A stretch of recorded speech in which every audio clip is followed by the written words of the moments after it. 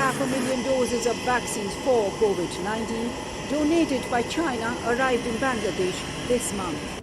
Sri Lanka has received 1.1 million doses so far. The Chinese shots are helping these South Asian nations restart inoculation programs that floundered after India suspended exports of AstraZeneca vaccines as a second wave of the pandemic created critical shortages. This will really boost our immunization program, and that will really help us to keep the COVID curve down. These countries had initially relied on India, which also donated AstraZeneca vaccines to neighboring countries earlier this year.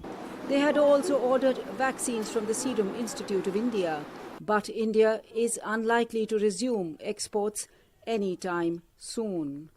Now China is filling the gap.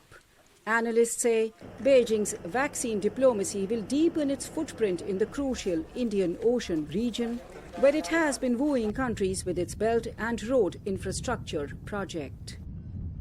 Certainly there is going to be this sense of China becoming a very important player for many of these countries.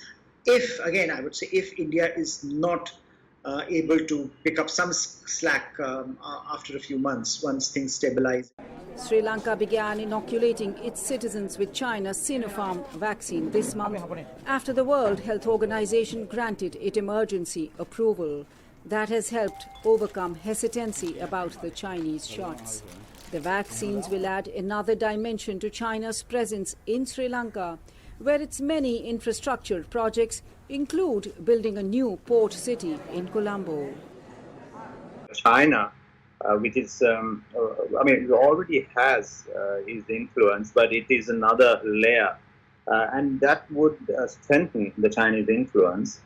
Bangladesh has also appealed to Western countries for help as it runs out of the AstraZeneca shots with which it rolled out its inoculation drive.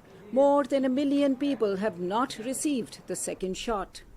Analysts say it will be crucial for countries like United States, which has pledged to donate 80 million shots to help these nations. The fact that Chinese are able to help countries at this point will go a long way in shaping those countries' memories and remembrances of what happened at this at a very critical phase in global history. So I think America would do well to respond to some of these issues. Of course, the question is how far and how fast they are willing to go. China has emerged as a large vaccine supplier to many developing countries.